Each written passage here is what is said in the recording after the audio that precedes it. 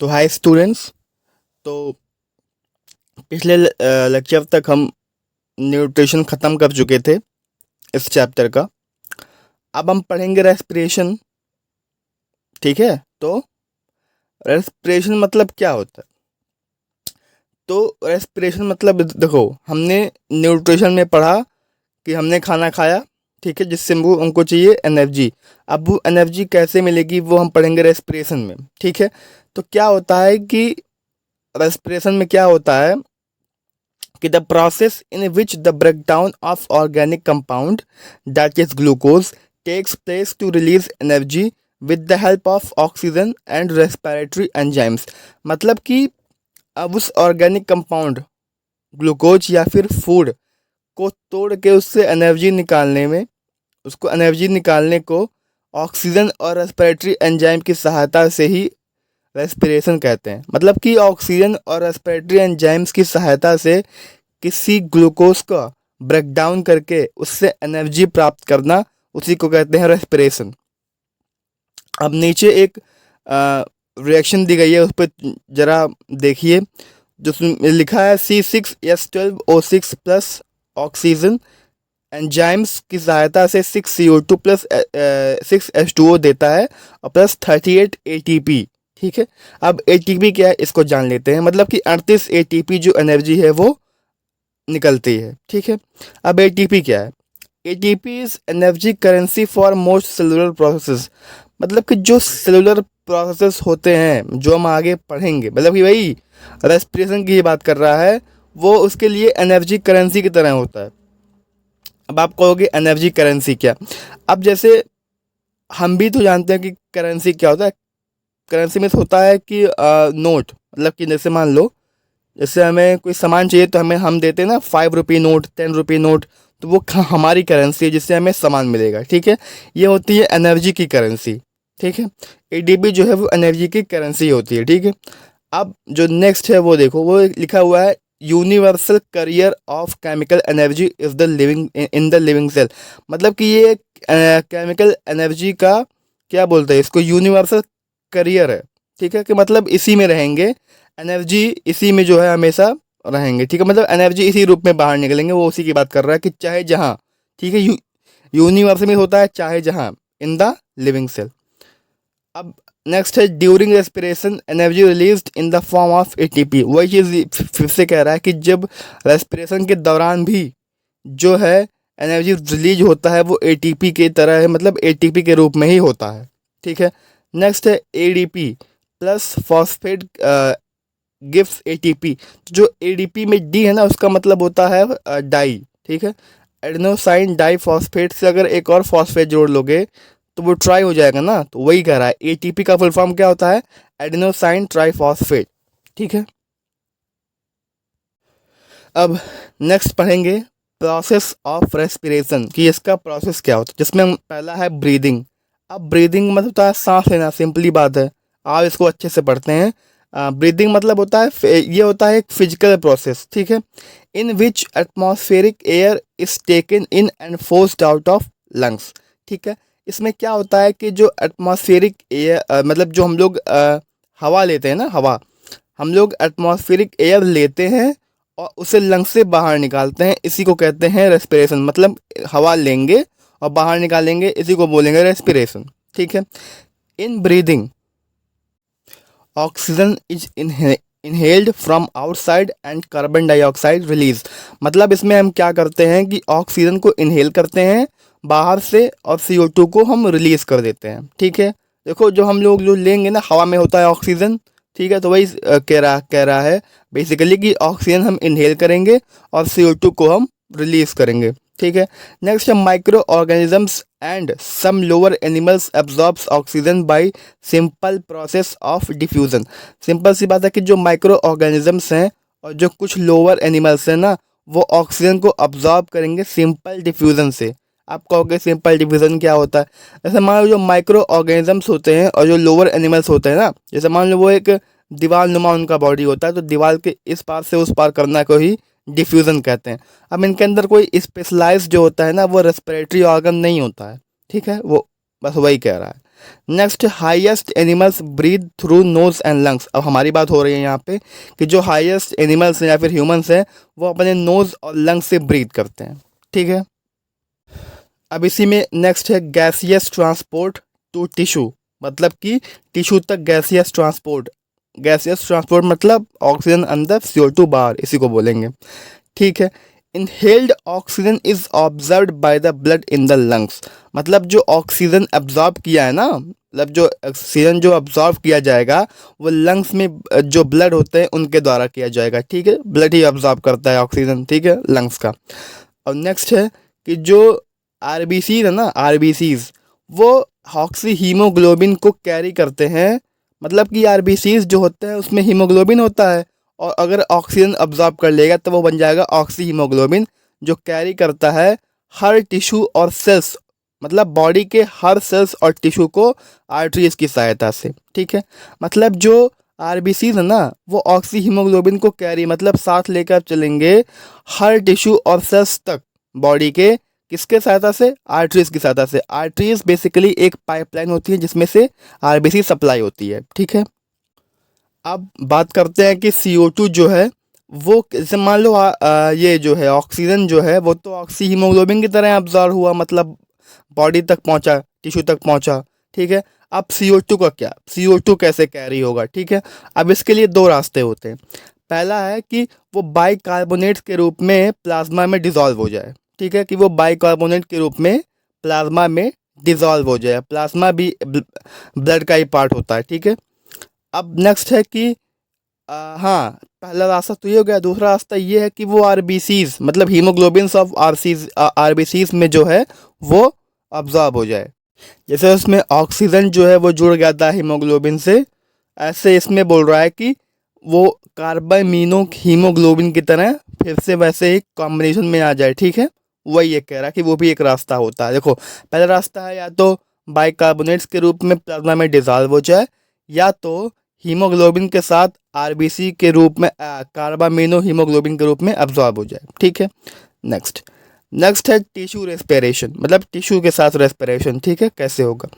तो the arteries terminates into capillaries which deliver the oxygen into body cell, and the capillaries pick up the CO2 released in the cell as a waste product of respirations। अब ये जो arteries होती है ना वो छोटे छोटे कैपिलरीज में बढ़ जाती हैं, ठीक है, जो ऑक्सीजन को बॉडी तक डिलीवर करती हैं और वहाँ से कार्बन डाइऑक्साइड को उठाती हैं वेस्ट प्रोडक्ट की तरह, क्योंकि वो बाहर निकालना है हमें, ठीक है। उसी में ये हमारी सहायता करते हैं। अब जो फोर्थ है जो हमें पढ़ना है वो है सेलुलर रेस्पिरेशन, जो हमें जो हम पढ़ेंगे आज, मतलब जो हम रेस्पिरेशन में पढ़ेंगे वो यही पढ़ेंगे, ठीक है। अब इसमें साफ साफ लिखा है it involves release of energy. It involves release of energy by oxidation of food, जो कि होता है glucose in the cells, and conversion of the energy released into usable forms such as ATP। Basically इसमें क्या होता है कि वही मैंने जो सबसे पहले पढ़ा है कि ऑक्सीडेशन मतलब फूड का कंप्लीट ऑक्सीडेशन हो जाता है, मतलब कि ब्रेक डाउन हो जाता है, जिससे एनर्जी जो है निकलती है किसके फॉर्म में? ATP के फॉर्म में, जो कि हमारी बॉडी यूज़ करती है, ठीक है। अब इसमें है टाइप ऑफ सेलुलर रेस्पिरेशन, मतलब कितना टाइप होता है। तो ऑक्सीजन की उपलब्धि और अनुपस्थिति के आधार पे, मतलब अवेलेबिलिटी ऑफ ऑक्सीजन के आधार पे जो है वो दो टाइप के होते हैं, ठीक है। ये वाले रेस्पिरेशन मतलब कि सेलुलर रेस्पिरेशन। पहला है एरोबिक रेस्पिरेशन, दूसरा है एनारोबिक। अब चलो एक एक करके बढ़ते हैं। पहला है aerobic. It occurs in the presence of oxygen, ये ऑक्सीजन की सहायता में होगा। जो ये रेस्पिरेशन है एरोबिक वो ऑक्सीजन की सहायता से होगा। इसमें क्या होगा ना कि ग्लूकोज कंप्लीटली ऑक्सीडाइज होगा, मतलब कि कंप्लीटली ब्रेक डाउन होगा किसमें? CO2 और H2O में, मतलब कि कार्बन डाइऑक्साइड और वाटर में, ठीक है। इसमें large amount of energy release होती है, ठीक है, मतलब इसमें जो है वो बड़ी संख्या में एनर्जी होती है रिलीज। हमने देखा ना 38 ATP निकलता है इससे। देखो सिंपल सी बात है, जब कंप्लीट फूड का ब्रेक डाउन होगा तो हमें कंप्लीट एनर्जी ही तो मिलेगी, तो वही होता है इसमें, ठीक है।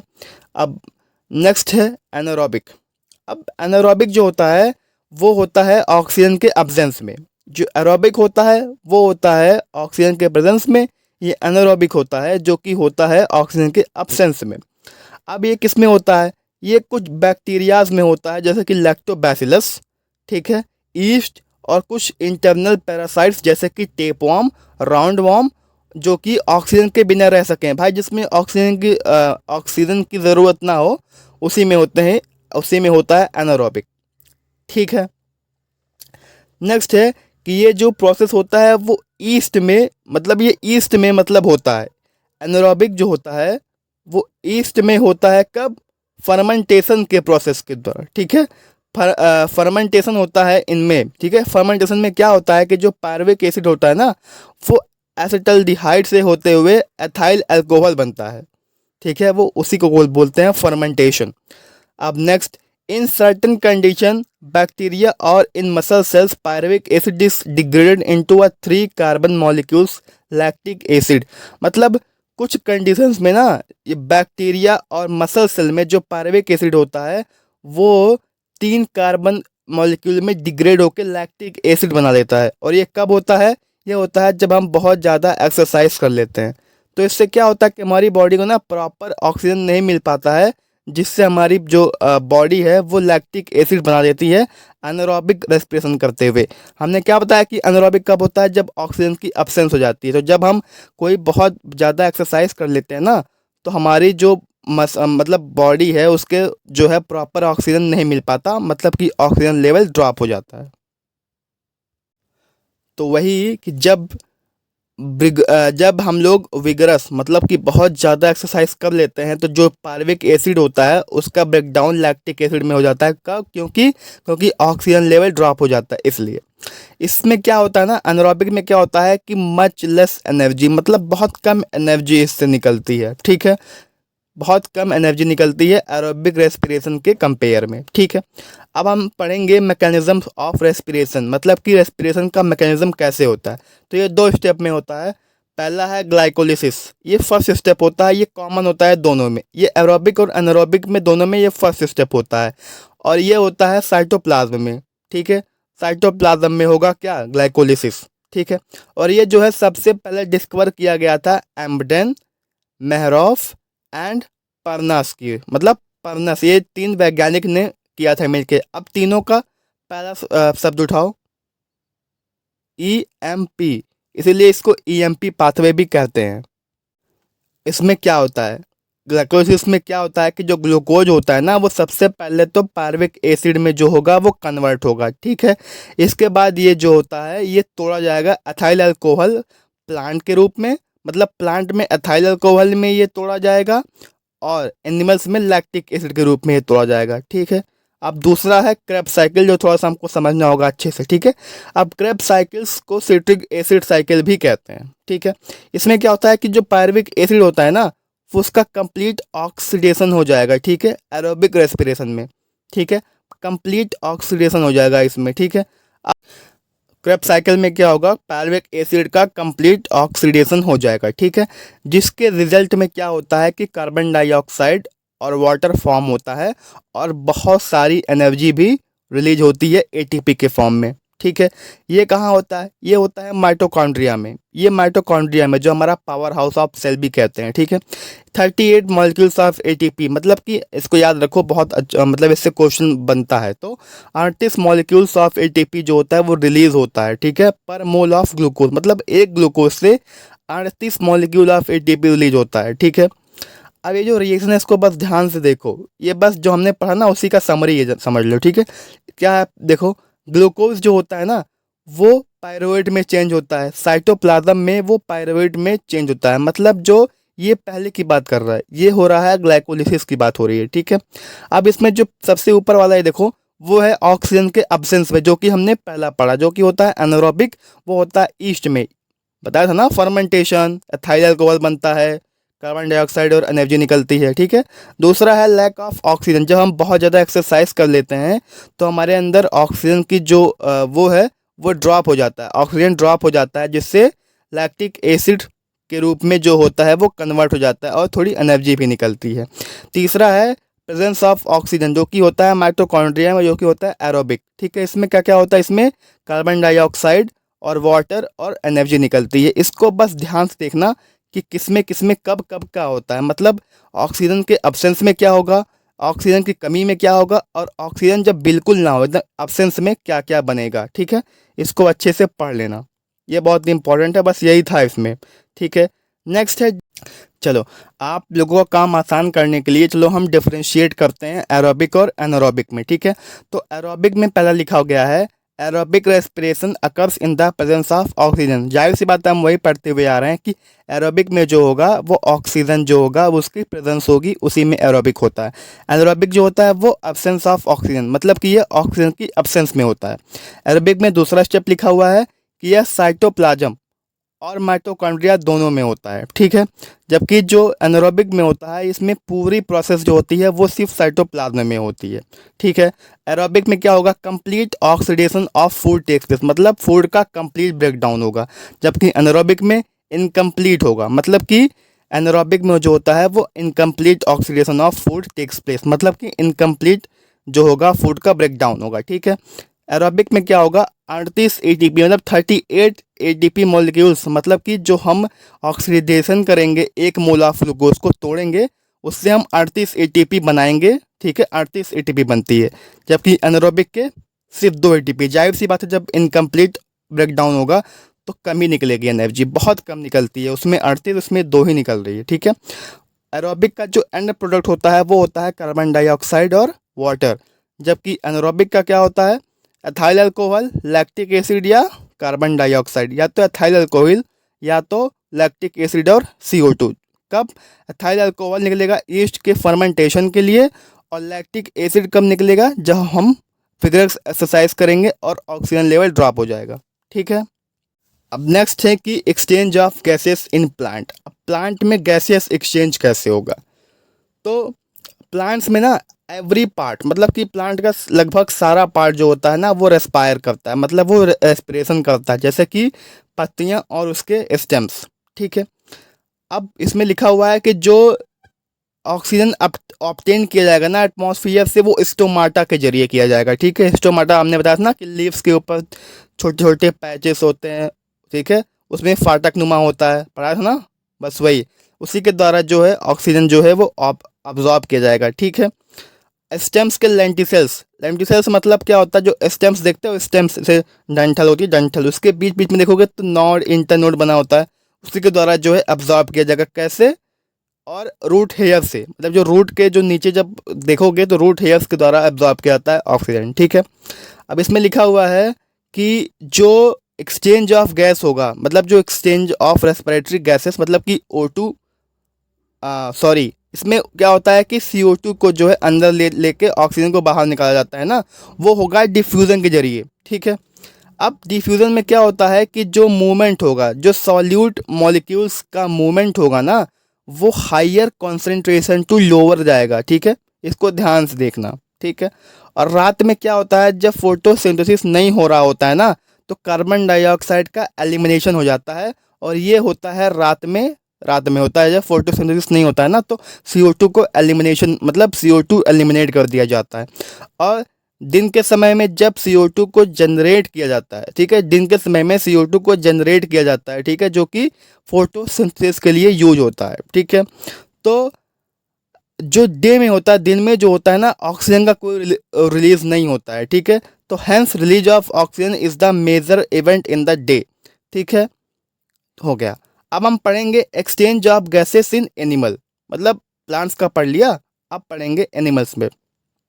अब डिफरेंट डिफरेंट एनिमल्स ना डिफरेंट डिफरेंट ऑर्गन्स यूज़ करते हैं गैसियस एक्सचेंज के लिए। ठीक है, मतलब डिफरेंट डिफरेंट एनिमल्स जो होते हैं डिफरेंट डिफरेंट ऑर्गन्स जो है वो यूज़ करते हैं गैसियस एक्सचेंज के लिए। ठीक है, मतलब कि ऑक्सीजन का अपटेक करने के लिए और CO2 का रिलीज करने के लिए। ठीक है, तो जो टेरेस्ट्रियल एनिमल होते हैं, जो ज़मीन पर रहते हैं, वह एटमॉस्फियर से जो है वो तो भाई जो एटमॉस्फेयर में हवा होता है उसी से ऑक्सीजन को ले लेते हैं, मतलब उसी से ऑक्सीजन को अब्जॉर्ब कर लेते हैं।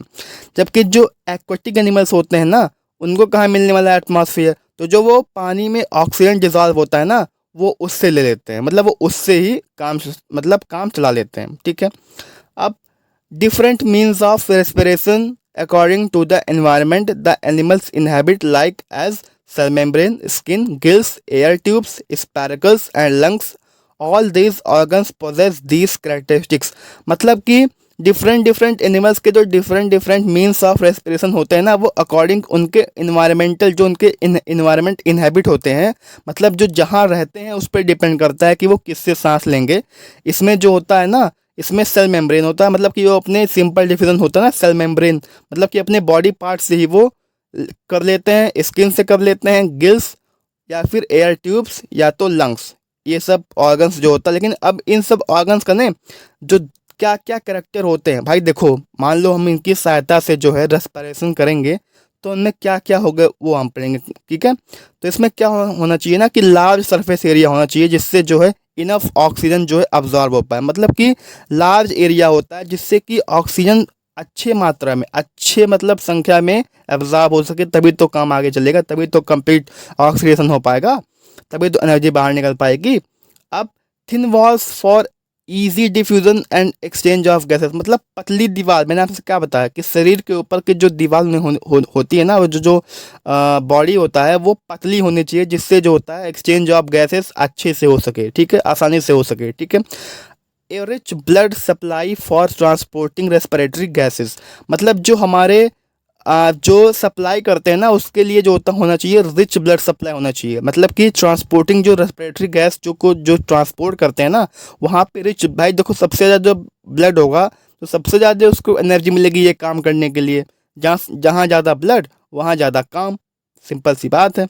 अब इसमें हम पहला पढ़ेंगे ना रेस्पिरेशन थ्रू मेम्ब्रेन की, मतलब सेल मेम्ब्रेन के थ्रू कौन कौन मतलब कैसे रेस्पिरेशन करता है। तो इसमें आएंगे कुछ यूनिक सेलुलर ऑर्गेनिजम्स जैसे कि अमीबा, पैरामीशियम यूग्लिना, जो होते हैं ना वो अपने जो एक्सचेंज करते हैं, जो रेस्पिरेटरी गैस को एक्सचेंज करते हैं ना, मतलब कि O2 बाहर CO2 अंदर, यही वाला कार्यक्रम चलता रहता है, वो सिंपल डिफ्यूजन से होगा, ठीक है। अपने जनरल बॉडी सरफेस से, क्या बताया, बॉडी सरफेस से जो होता है उनका काम चल जाता है, उनका जो है वो गैसेस एक्सचेंज हो जाता है, वो होता है सेल मेम्ब्रेन के थ्रू। अब इसमें कुछ मल्टी सेलुलर एनिमल्स भी होते हैं जैसे कि स्पंजेस, हाइड्रा, फ्लैटवर्म्स, राउंडवर्म्स। आप सिर्फ एग्जांपल याद कर लो, आपके में ये है नहीं, मैं एक्स्ट्रा पढ़ा रहा हूँ, ठीक है, आप बस एग्जांपल्स याद कर लो, ठीक है। जो कि देखो some multi cellular animals like sponges, hydra, flatworms और राउंडवर्म्स जो होते हैं वो डेफिनेट रेस्पिरेटरी ऑर्गन, मतलब इनके पास कोई डेफिनेट ऑर्गन नहीं होता, इसलिए वो जनरल बॉडी सरफेस से ही डिफ्यूज़न करके एक्सचेंज ऑफ गैस करते हैं, मतलब कि गैसेस का एक्सचेंज करते हैं, ठीक है। नेक्स्ट है रेस्पिरेशन थ्रू स्किन, ये कौन करते हैं, ये करते हैं अर्थवॉर्म्स, लीच और फ्रॉग, जब पानी के अंदर होता है तब। अगला है रेस्पिरेशन थ्रू एयर ट्यूब्स, ये कौन कौन करेंगे। अब एयर ट्यूब्स के द्वारा रेस्पिरेशन करने का जो करेक्टरिस्टिक्स होता है वो होता है इंसेक्ट्स, मतलब इसमें मेनली होते हैं इंसेक्ट्स, और जो इनका सिस्टम ऑफ रेस्पिरेशन होता है इसको बोलते हैं ट्रैकियल सिस्टम, ठीक है। नेक्स्ट आता है रेस्पिरेशन थ्रू गिल्स, जाहिर सी बात है एक्वाटिक में होगा, तो इसमें हम देखेंगे gills are the respiratory organ in aquatic organisms like fishes, prawns etcetera, मतलब गिल्स जो होता है वो रेस्पिरेटरी ऑर्गन होता है किसमें, एक्वाटिक ऑर्गेनिजम्स में जो पानी में रहते हैं, ठीक है। तो the amount of dissolved oxygen is very low as compare to the amount of oxygen present in the air, मतलब जो होता है डिजॉल्व ऑक्सीजन जो पानी में होता है ना वो बहुत कम होता है किसके कंपेयर में, जो हमारी हवा में, ठीक है, जो हवा में ऑक्सीजन होता है। जाहिर सी बात है भाई, भंडार है पूरा, अब हवा में ऑक्सीजन का भंडार, लेकिन जो डिजॉल्व हुआ होता है पानी में वो बहुत कम होता है, लेकिन तब भी जो रेट ऑफ ब्रीथिंग होता है ना वो एक्वाटिक ऑर्गेनिजम्स में ज़्यादा फास्ट होता है अगर हम उसको कंपेयर करें लैंड एनिमल्स या फिर टेरेस्ट्रियल एनिमल्स से, ठीक है। एनसीईआरटी की लाइन है, इसको अच्छे से समझ लेना कि ठीक है, जो एक्वाटिक एनिमल्स हैं उनमें जो रेट ऑफ ब्रीदिंग होता है ना वो मच फास्टर होता है किसके कंपेयर में, टेरेस्ट्रियल एनिमल्स के कंपेयर में, ठीक है। नेक्स्ट है रेस्पिरेशन थ्रू लंग्स, अब लंग्स मेन आ गया ना जो हम लोग का होता है, और कुछ मतलब जो हायर एनिमल्स का होता है, जो सबसे इवॉल्व एनिमल्स में होता है, ठीक है, लंग्स के द्वारा। ये होता है लैंड एनिमल्स में, ठीक है। रेस्पिरेटरी ऑर्गन जो लंग्स होता है वो किस में होता है, land animals such as amphibians, amphibians मतलब समझ रहे हो, जो पानी और ज़मीन दोनों पर रहते हैं, लिजर्ड्स, छिपकली, बर्ड्स मतलब चिड़िया, और ह्यूमंस मतलब हम लोग जो है इससे करते हैं, ठीक है, लंग की सहायता से सांस लेते हैं, एक्सचेंज ऑफ गैसेस करते हैं। अब आते हैं रेस्पिरेशन इन ह्यूमन बींग्स। अब हम में कैसे होता है वो भी ज़रा समझ लो, ठीक है। ये लास्ट टॉपिक है इसका, अच्छे से समझ लो। तो जो मैकेनिज्म्स होता है रेस्पिरेशन का ह्यूमंस में, वो दो स्टेजेस में होता है। पहला होता है ब्रीदिंग और दूसरा होता है ट्रांसपोर्ट ऑफ या फिर एक्सचेंज ऑफ गैसेस, ठीक है। तो ब्रीदिंग कैसे होता है? ब्रीदिंग हम पहले भी पढ़ चुके हैं, फिर से एक बार समझा देते हैं कि सांस लेना मतलब कि it's the movement of air into and out of the lungs. वही मतलब हवा को अंदर लेना और लंग्स से बाहर निकालना, उसी को बोलते हैं ब्रीदिंग, ठीक है। In one breathing cycle following process happen, मतलब जब हम सांस लेते हैं तो दो प्रोसेस होते हैं। कौन कौन सा? इनहेलेशन और एक्सहेलेशन। इनहेलेशन मतलब सांस को अंदर लेना, जैसे मान लो सांस को अंदर लो, उसको बोलते हैं इनहेलेशन। अब सांस को बाहर करो, इसको बोलेंगे एक्सहेलेशन, ठीक है। कहते ना अनुलोम विलोम, बस वही है वही सब एग्जाम्पल दे रहा हूँ, ठीक है। अब इसमें देखो, जो सांस लेने की जो प्रोसेस होता है ना, वो कैसे सांस अंदर जाता है, कैसे कैसे क्या होता है, वो हम आगे पढ़ेंगे। जिसमें पहला पार्ट है नॉस्ट्रल्स, नाक की बात हो रही है कि air enters into human body through the nostrils and filtered by fine hairs and mucus which line the passage, ठीक है। हमारे नॉस्ट्रल्स में जो होते हैं वो जैसे नाक के बाल होते हैं ना, नाक के बाल, थोड़ा अजीब बोल रहा हूँ यार, लेकिन समझ लो, हिंदी में समझा रहा हूँ ना। तो जो नाक में बाल होते हैं ना, जो हम हवा मतलब जो हम हवा लेते हैं नाक के द्वारा, वो जो होता है ना, वो उन हेयर्स और उसमें होते हैं म्यूकस होते हैं, मतलब म्यूकस प्रेजेंट होते हैं, उससे होते हुए हमारे शरीर के अंदर प्रवेश करते हैं, जो कि एकदम फिल्टर्ड होता है। देखो हमारे नाक में भी फिल्टर सिस्टम लगा हुआ है, ठीक है। नेक्स्ट है फेरिंग्स।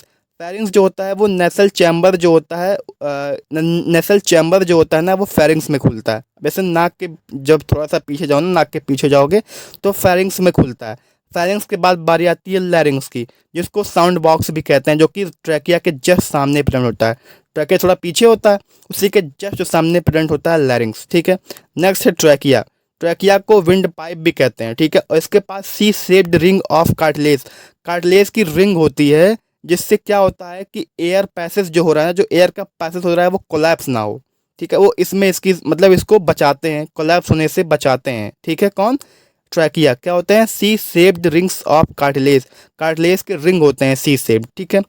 अब अब जो हमने पढ़ा था ना कि ब्रीथिंग का क्या क्या होता है प्रोसेस, उसी को अच्छे से समझते हैं। अब जैसे पहला है एक्सहेल, जब हम सांस को बाहर निकालेंगे, उसमें क्या होगा, जो डायफ्राम होता है वो फ्लैट हो जाएगा, जिससे क्या होगा, मसल फाइबर का कॉन्ट्रैक्शन होगा, जिससे थोरेसिस कैविटी जो है वो इंक्रीज हो जाएगी, ठीक है। इनहेलेशन में क्या होगा कि डायफ्राम जो होता है वो रिलैक्स हो जाएगा, ठीक है, और वॉल्यूम ऑफ और थोरेसिस कैविटी का जो होता है वॉल्यूम वो कम हो जाएगा, ठीक है। आगे बढ़ते हैं। अब एक्सचेंज ऑफ गैस जो होता है वो कहाँ होता है, ठीक है। एक्सचेंज ऑफ गैस मतलब कहाँ होता है, इसको पढ़ते हैं।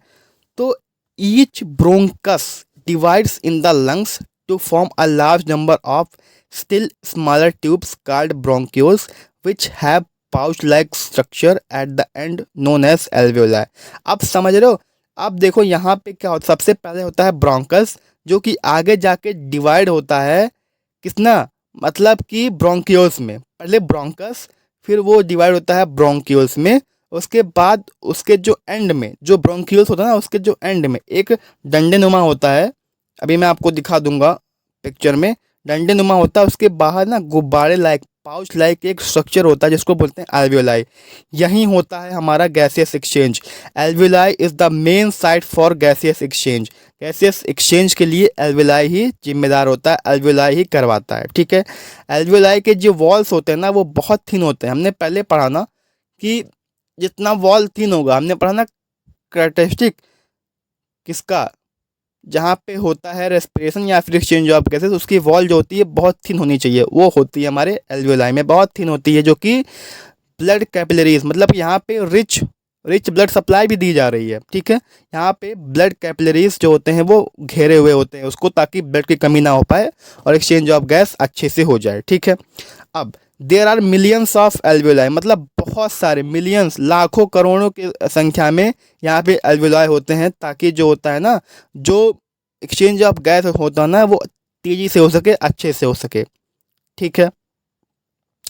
अब हमारा ये चैप्टर जो होता है वो ख़त्म होता है, लेकिन अब मैं आप लोगों को ना एक चीज़ जो हम लोग पढ़े हैं ना रेस्पिरेशन, उसमें जो हमने पढ़ा ना नॉस्ट्रिल्स फेरिंग्स, उसको मैं क्या काम होता है हमारी बॉडी में, उसको जो है वो पढ़ा रहा हूँ इसको देखो समरी के रूप में लेना, इसको हो सके तो अच्छे से समझने का भी प्रयास करना, ठीक है। तो ये मैं अंतिम में, चैप्टर के अंतिम में आपको पढ़ा रहा हूँ, ठीक है, अच्छे से इसको समझो, ठीक है।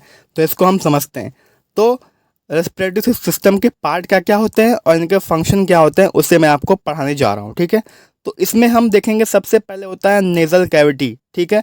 ये क्या करेगा, warms moistures and filters air when it is inhaled, वही जो हमने पढ़ा नॉस्ट्रिल वाला वो यही होता है। नेजल कैविटी में क्या होता है कि जो हम हवा अंदर लेंगे वो फिल्टर होके अंदर जाएगा, ठीक है।